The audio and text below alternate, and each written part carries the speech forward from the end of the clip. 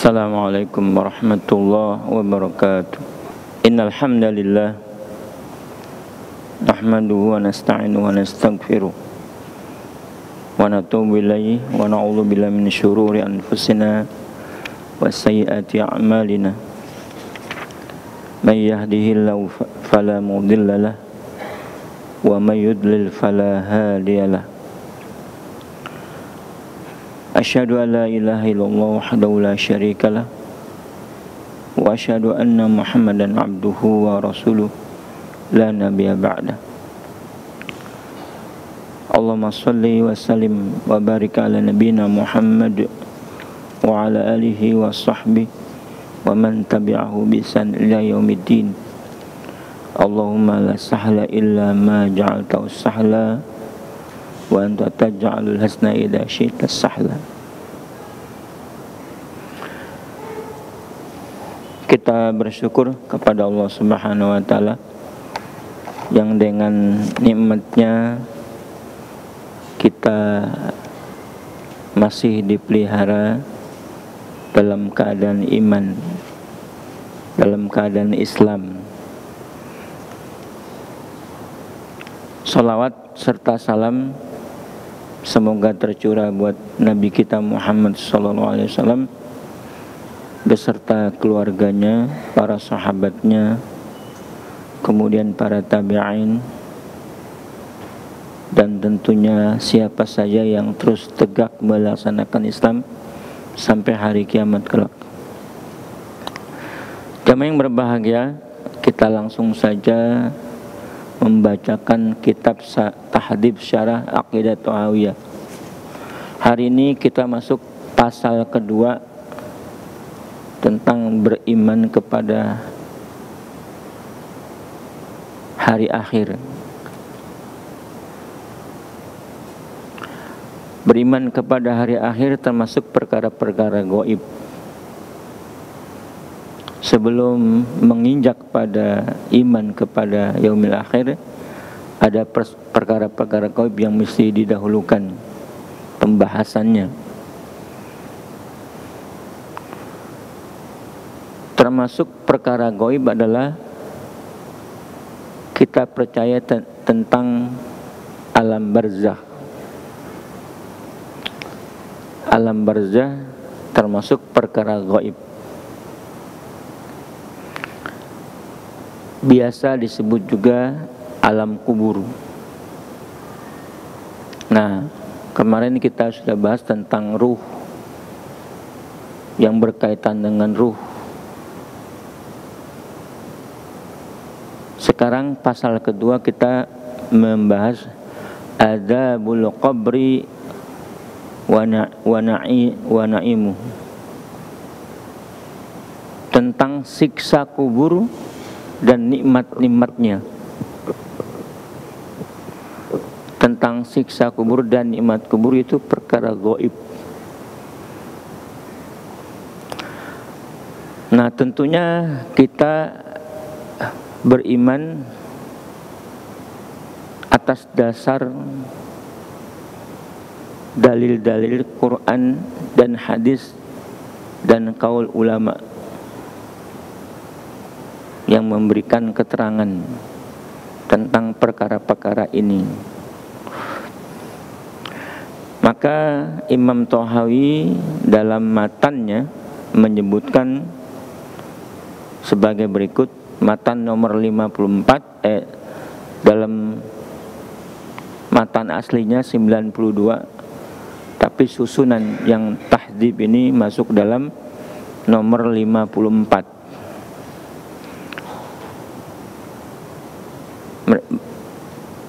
Disebutkan oleh Imam Thahawi, wa bi'adzabil qabri liman kana lahu ahlan wa su'ali munkarin wa nakir fi qabrihi an rabbihi wa dinihi wa nabihi ala ma ja'at bihil akhbar an rasulillah wa anis sahaba ridwanullah alaihim wal qabru rawdatun min riyadil jannah aw khufratun min khufaril niron.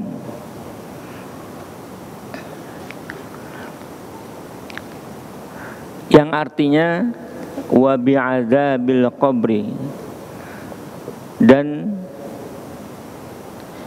terhadap adab kubur. Nah, mengapa ini sebelum ditulis begitu? Sebelumnya tentu ada kata yang mendahulunya. Kita beriman. Nah, sebelum-sebelumnya. Nah, kita beriman juga adanya azab siksa kubur bagi siapa yang berhak mendapatkannya, dan pertanyaan mungkar dan nakir di dalam kubur seseorang yang ditanya tentang Robnya, dinnya, dan nabinya siapa, berdasarkan apa yang datang berupa kabar-kabar atau keterangan dari Rasulullah sallallahu alaihi wasallam dan dari sahabat ridwanullah alaihim. Dan kubur itu adalah semacam taman dari taman-taman surga atau menjadi jurang dari jurang neraka. Nah, itu keimanan berdasarkan hadis Al-Quran dan hadis dan pendapat sahabat. Dengan ini Ahlussunnah berdiri tegak mengatakan seperti itu. Jadi sebab ada orang-orang yang tidak percaya kepada siksa kubur. Yang tidak percaya itu alasannya pakai logika di antaranya.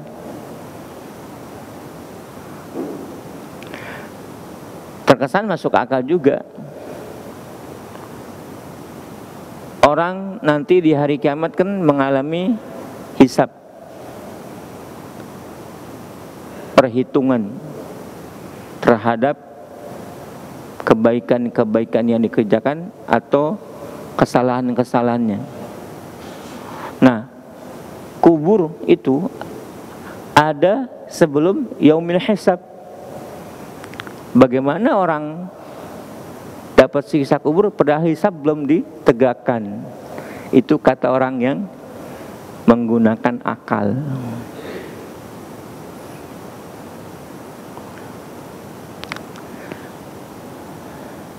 Ya, jadi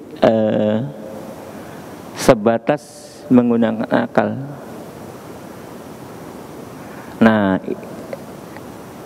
Ahlussunnah menetapkan adab kubur itu ada. Jadi yang tidak percaya kepada siksa kubur itu berlawanan dengan kabar yang Nabi sampaikan berupa berita-berita tentang adab kubur.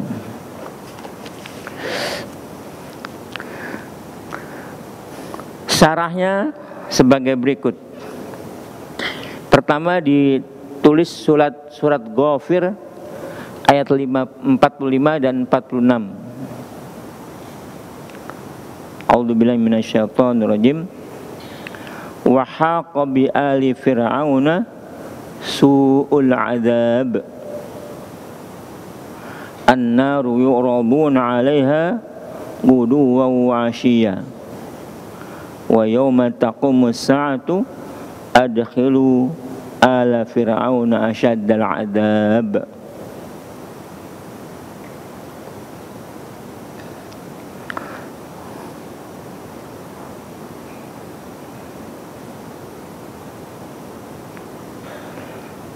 Ayat kedua dalam surat At-Tur ayat 47. Wa inna lilladzina zalamu adzaban duna dzalika walakinna aktsarahum la ya'lamun.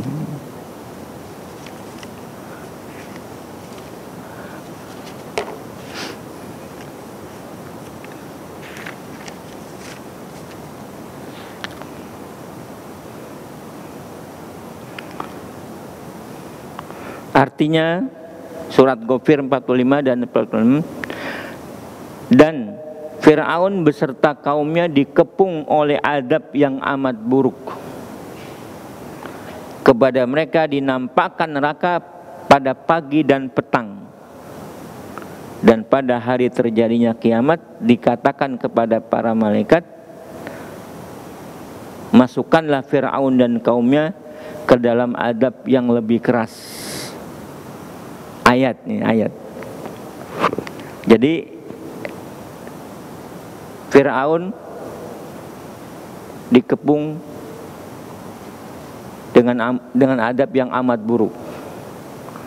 Seterusnya pada hari berbangkit mereka memasuki adab yang lebih dahsyat. Nah, pertanyaan kita yang pertama itu adab di mana? Ada yang mengatakan itu adab di dunia. Ya, sebelum meninggal diajab di dunia, tapi hari kiamat dia dimasukkan ke dalam siksa yang lebih pedih. Tidak khusus untuk Fir'aun. Memang alasannya itu Fir'aun, tetapi begitulah kejadian di alam kubur. Nah, ada yang mengatakan itu terjadi di dunia.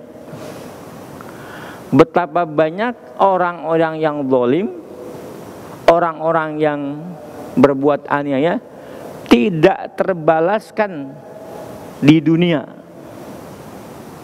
Ya, orang zalim tetap aja bisa senang, bisa selamat sampai mati. Itu tidak terbalas. Maka alasan bahwa adab ini yang amat buruk di dunia belum tentu benar. Ditambah lagi dengan ayat yang lain tadi, surat Tur. Inna lil ladzina zalamu adzaban duna dzalik walakinna aktsarahum la ya'lamun. Dan sesungguhnya terhadap orang-orang yang zalim ada azab selain daripada itu, tetapi kebanyakan mereka tidak mengetahui. Orang zalim mendapatkan azab selain yang itu, selain yang di hari kiamat. Kebanyakan mereka tidak mengetahui. Nah, jadi ada dua azab versinya. Azab sebelum kiamat dan azab yang setelah kiamat. Azab setelah kiamat kita tahu dah. Ya, tetapi yang sebelum kiamat, nah, sebelum kiamat itu ada yang di dunia dan ada yang di alam kubur. Nah, sementara kita melihat ayat ini lebih benarnya azab alam kubur. Sebab apa? Sebab orang zalim tidak selalu mendapatkan balasan di dunia ini. Banyak yang hidup selamat daripada siksaan. Maka siksaan itu yang mereka dapatkan pasti kalau setelah kiamat dia mendapat siksaan yang lebih pedih. Tetapi siksaan yang pertama di mana? Jatuhnya pada di alam kubur. Nah, begitu. Keterangannya sebagai berikut. Mungkin yang dimaksud dalam ayat mereka diadab dengan dibunuh di dunia. Orang-orang yang jahat ada yang mendapatkan pembunuhan di dunia. Atau adab di alam kubur, alam barzakh. Sangat mungkin. Inilah yang lebih nyata dari ayat ini. Karena banyak dari orang-orang zalim itu yang mati, ya, yang mati dan tidak pernah dapatkan balasan yang setimpal di dunia. Jadi dia berbuat zalim, aniaya, kita orang zalim harusnya dihukum. Nah, tapi ada saja orang yang zalim tidak mati, tidak dihukum setelah mati. Dia mati tidak sempat dihukum. Nah, Allah yang membalas. Allah menyediakan dua adab.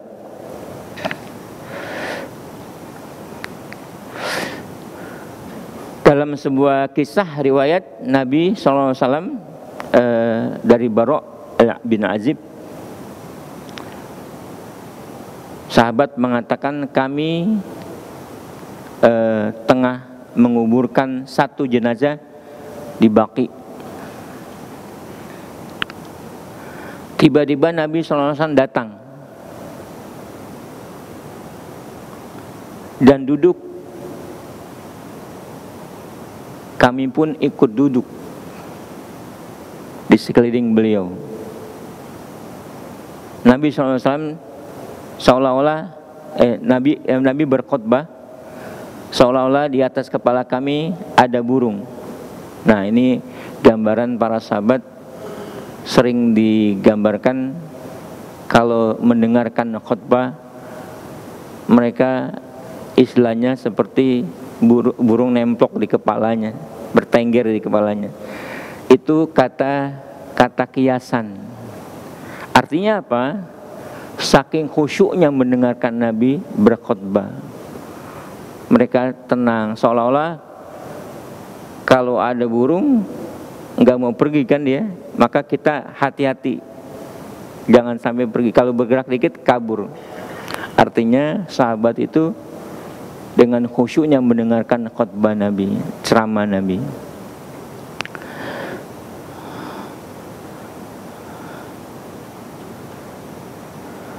Nah, pada saat itu jenazah yang kami kuburkan sedang dibuat liang lahatnya.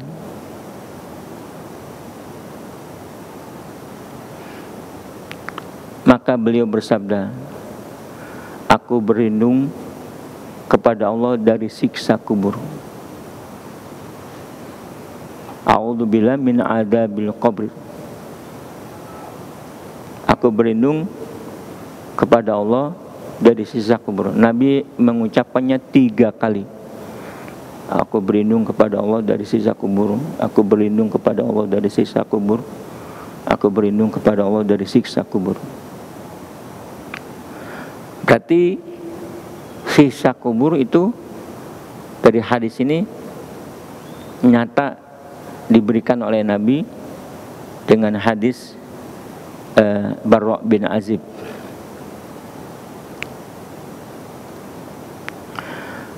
Kemudian dalam riwayat yang lain Nabi bercerita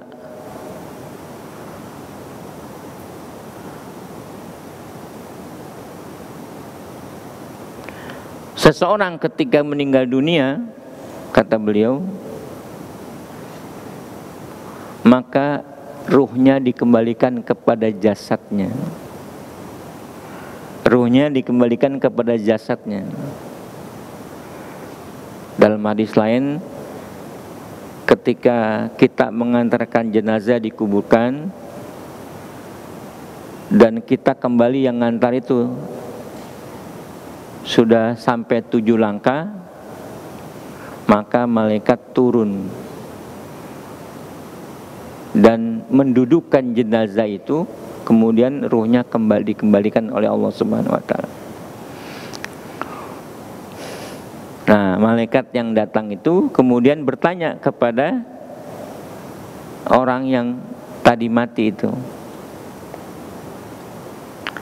siapakah Rob kamu? Man Rabbuka? Siapakah Rob kamu? Kemudian ditanya lagi, orang itu menjawab, Robku adalah Allah. Terus ditanya, apa agamamu? Ia menjawab Islam. Terus siapa lelaki itu? Dalam hadis lain banyak ya, siapa nabimu. Tapi yang ini lebih sahih, siapa lelaki itu. Nah, gambaran tentang Rasulullah ditampilkan. Kalau orang beriman, maka menjawab beliau adalah Rasulullah sallallahu alaihi wasallam. Kemudian ditanya lagi oleh malaikat, apa ilmu kamu sehingga menjawab seperti itu? Nah, orang itu menjawab, aku telah membaca kitab Allah, maka aku mengimani dan membenarkannya. Lalu tiba-tiba terdengarlah suara panggilan dari langit yang mengatakan, sungguh benar hambaku ini. Kemudian malaikat memberikan tilam. Tilam itu apa ya? Bantal ya. Diberikan tilam sehingga dia tertidur dan dibukakan pintu menuju surga.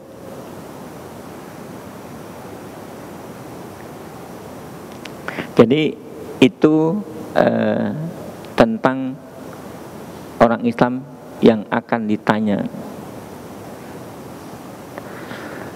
Mudah-mudahan kita terhindar dari siksa kubur dan mampu menjawab.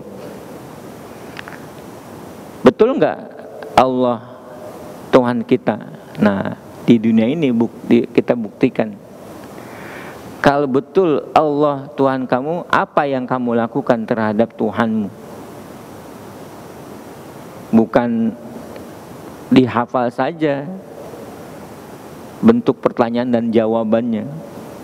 Memang sudah ada pertanyaan dari Nabi memberikan informasi kepada kita, ada pertanyaan kubur.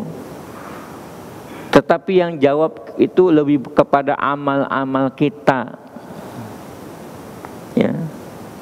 Kalau seseorang menjadikan Allah sebagai Tuhannya, dia patuh, taat,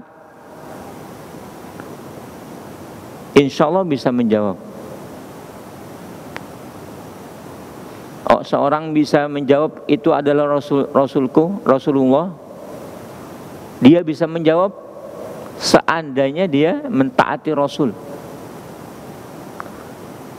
Kalau cuma katanya Tuhannya Allah, agamanya Islam, nabinya Muhammad, tetapi tidak ada praktek yang menjelaskan bahwa dia seorang yang ridho kepada Allah, ridho kepada Islam, kepada Muhammad, maka tidak bisa menjawab. Adapun terhadap orang kafir, ketika ditanya siapa Robmu, siapa Tuhan kamu, maka dia menjawab, aku tidak tahu, kebingungan.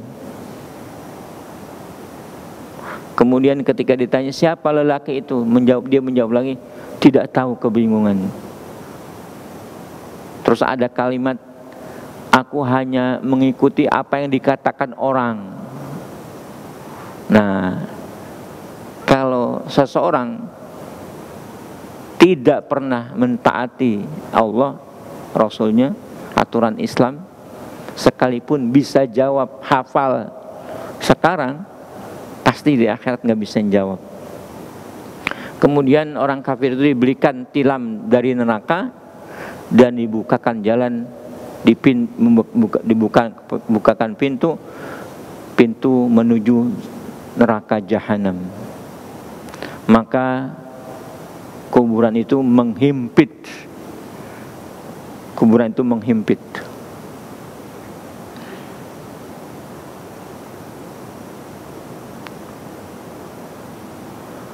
Ada lagi keterangan, setiap orang yang dikuburkan pasti dihimpit kuburnya, dijepit. Rasulullah mengatakan itu. Setiap orang pasti dijepit oleh kuburannya. Nabi bercerita begitu ketika Sa'ad bin Mu'adz meninggal dunia. Hanya Sa'ad bin Mu'adz yang menjadikan renggang amalnya. Sa'ad bin Mu'adz meninggal sebagai syahid dalam perang Uhud. Nabi mengatakan setiap orang yang dikuburkan pasti dihimpit, termasuk Sa'ad bin Mu'adz itu, yang terbunuh pada badannya tidak ada celah kecuali bekas panah sekujur tubuhnya, sampai begitu. Nah, dengan hadis itu nyatalah bahwa adab kubur itu dan nikmat kubur itu berdasarkan keterangan Nabi.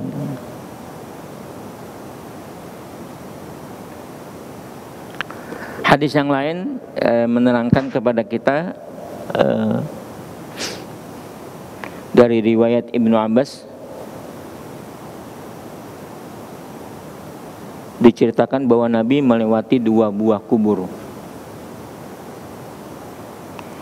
Kemudian beliau bersabda, sesungguhnya keduanya tengah diadab, dan mereka diadab bukanlah karena dosa yang besar. Salah seorang darinya karena tidak beristinja selesai buang air kecil, sedangkan yang lainnya yamshi bin namimah, ya, suka mengadu domba seseorang orang lain. Kemudian beliau memerintahkan untuk diambilkan sebatang pohon korma, sebatang daun korma gitu. Kemudian beliau membelahnya menjadi 2 bagian dan menancapkan pada masing-masing kuburan itu. Yang satu kuburan tidak beristinja, yang satu lagi mengadu domba. Kemudian beliau bersabda, la'allahu yukhaffif anhuma malam yabasa.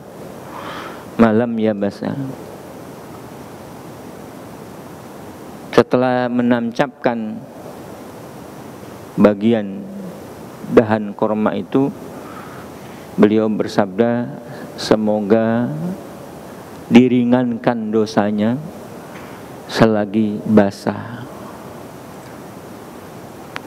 Nah, akhirnya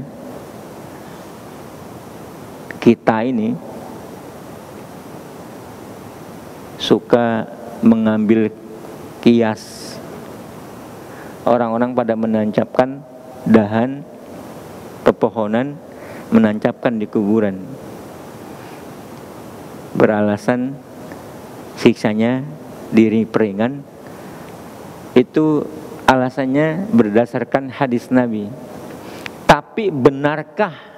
Nah itu, benarkah kias itu bisa diartikan? Karena pada dasarnya Nabi mengambil pelepah kurma.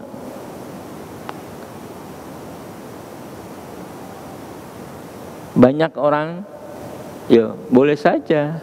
Tetapi yang tidak kita ketahui, siapa yang tahu kuburan yang kita tancapkan pohonan yang basah itu lagi disiksa.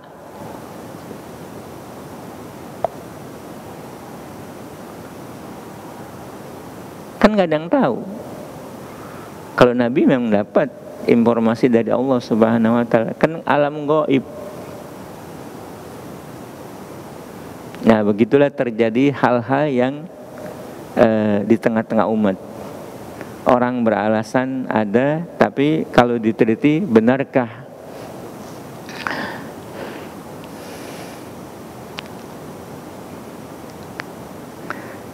Jamaah yang berbahagia, bahwa adab kubur itu beserta nikmatnya yang memiliki hak ada berdasarkan hadis Nabi. Bahkan ayat-ayat mengisyaratkan itu adab kubur ada. Selanjutnya tentang munkar dan nakir itu, dua malaikat yang bertanya di dalam kubur berdasarkan hadis riwayat Imam Tirmidzi, hadisnya hasan gharib, ya, maksudnya bisa diterima karena statusnya hasan sekalipun gharib, yaitu dari Abu Hurairah radhiyallahu anhu, Nabi bersabda, "Idza qubira ahadukum awil insani atahu malakani aswadani azraqan yuqalu li ahaduhuma al-munkar wa li akhar an-nakir." Apabila seorang di antara kamu atau seorang manusia dikubur, ia akan didatangi dua malaikat hitam dan biru. Yang satu bernama Munkar, yang lainnya bernama Nakir. Ya, jadi Munkar dan Nakir itu berdasarkan hadis riwayat Imam Tirmidzi. Kita adzan dulu. Ya, kita lanjutkan sedikit. Ini bagian penting, ya. Waqad tawataratil akhbaru an Rasulillah sallallahu alaihi wasallam fi thubuti adabil qabri wa na'imi liman kana lidzalika ahlan wa su'alil malakain fayajibu i'tiqadu thubuti dzalik wal iman bih. Ya. Telah sampai kabar-kabar dari Rasulullah sallallahu alaihi wasallam, ya, tentang tetapnya adab kubur dan nikmatnya. Berhak siapa yang berhak mendapatkannya. Dan pertanyaan dua malaikat. Maka wajib menetapkan sebagai i'tiqad tentang ini, ya. Tentang adab kubur, tentang nikmatnya, tentang pertanyaan dua malaikat, itu wajib sebagai akidah kita. Terus mengimani. Barang siapa yang tidak mengimani, maka iman tentang hari akhir bagiannya, termasuk iman kepada pertanyaan malaikat dan adab kubur, bisa masalah. Ya. Kenapa dikatakan masalah? Karena ini bagian daripada iman kepada hari akhir. Tidak sampai kepada kafir, tapi bermasalah secara manhaj akidah Ahlussunnah wal Jamaah. Karena akidah Ahlussunnah wal Jamaah menetapkan bahwa adab kubur, pertanyaan dua malaikat itu pasti adanya. Yang orang yang tidak percaya bermasalah dalam segi mengikuti jalan manhaj Ahlussunnah wal Jamaah. Wala natakallamu fi kaifiyatihi. Kita tidak boleh berbicara tentang bagaimananya. Idlaisa lil aqli wa fawqa ala kaifiyatihi ukufu ala akibat. Karena bukan persoalan masuk akal, tidak diberikan kepada akal. Kebanyakan perkara-perkara yang gaib itu, perkara-perkara syariat itu, tidak ada jalan untuk akal. Yang ada adalah kita terima kalau sudah betul dari Nabi sahih, kita terima. Likauni la ahida lahu bihi fi hadadar. Karena tidak pernah kita alami, ya. Syariat tidak datang untuk memberikan penjelasan supaya masuk akal.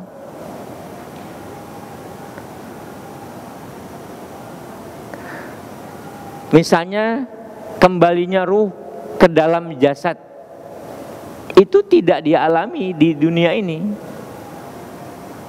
Setelah kita meninggal, ruh dikembalikan kepada jasad kita. Bukan area untuk mengetahui caranya bagaimana. Maka keimanan kepada berita-berita Rasulullah itu harga mati. Kalau betul Rasulullah bersabda sudah sahih, maka iman itu yang paling utama. Nah, sementara supaya mendapatkan kepahaman, kita mendapat jawaban bahwa hubungan antara ruh dan badan ada 5 tingkatan. Ya, 5 tingkatan hubungan ruh dengan badan. Kemarin kita sudah bahas ruh. Badan itu yang kasar ini, tapi ruh yang halus. Nah, ada 5 tingkatan. Yang pertama, ta'alaquha bihi fi batni ummi janiyah. Hubungan antara ruh dan jasad di dalam perut ibu selagi dia menjadi janin. Nah, itu bagaimana tuh hubungan ruh dengan jasad? Mereka ada ruh dengan jasad di alam ruh, di perut ibu kita. Itu berhubungan ruh dan jasadnya. Kemudian ketika keluar di dunia, hubungan antara ruh dan jasad setelah keluar dari perut ibunya, hidup di dunia seperti kita sekarang sampai berakhir ketika wafat. Ketika kita wafat, ruh dan jasad kita berpisah di dunia ini. Ruh dan jasad berpisah di dunia ini.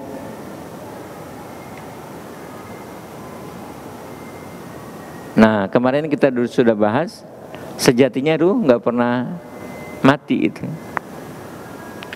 Yang ketiga, hubungan ruh dan jasad di alam barzakh, ya, di alam barzakh.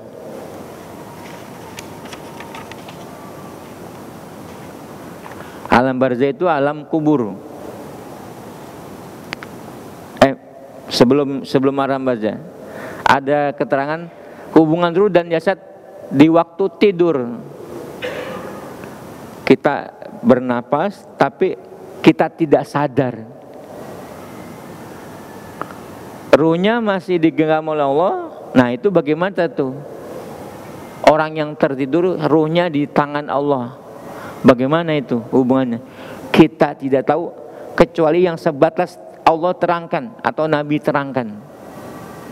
Yang diterangkan oleh Allah Subhanahu wa taala, ketika kita tidur, ruh kita dipegang oleh Allah Subhanahu wa taala. Kalau kita belum masanya meninggal dunia, dikembalikan oleh Allah sehingga kita terbangun. Nah, siapa yang sudah ditetapkan ajalnya, ditahan terus ruhnya. Yang keempat, hubungan ruh dan jasad di alam barzakh. Setelah meninggal tadi, kita meninggal, maka ruh kita berpisah di dunia, maka di alam barzakh menyatu lagi ruh dan jasad. Bagaimana? Tidak tahu, nggak bisa dijelaskan pakai akal. Yang ada adalah iman. Nah, yang kelima itu hubungan ruh dan jasad di alam yaumil akhir, hari kiamat. Itu hubungan yang paling sempurna. Karena jasad disempurnakan oleh Allah sampai dilipat gandakan kekuatannya. Buktinya matahari dekatkan kita nggak kepanasan. Nah, hubungan ruh dan jasad di alam akhirat itu hubungan yang paling sempurna. Nah, kelima hubungan ini membawa kita tidak bisa menjelaskan kaifiahnya. Bagaimana termasuk yang kita bahas, bagaimana ruh dan jasad disatukan di alam kubur. Alam kuburan itu masih dunia, sehingga kita nggak bisa tongkrongin terus-terusan. Udah nggak usah ditutup, kita lihat bagaimana malaikat mengembalikan ruhnya. Nggak bisa. Itu alam barzah yang ada. Maka persoalan ini tidak bisa cari bagaimananya kecuali kita beriman kepada Allah Subhanahu wa taala. Ya, sudah waktunya. Nanti kita lanjutkan lagi. Mudah-mudahan bermanfaat. Saya rasa cukup sekian. Kita akhiri. Subhanakallahumma rabbana wa bihamdika asyhadu an la ilaha illa anta astaghfiruka wa atubu ilaik. Assalamualaikum warahmatullahi wabarakatuh.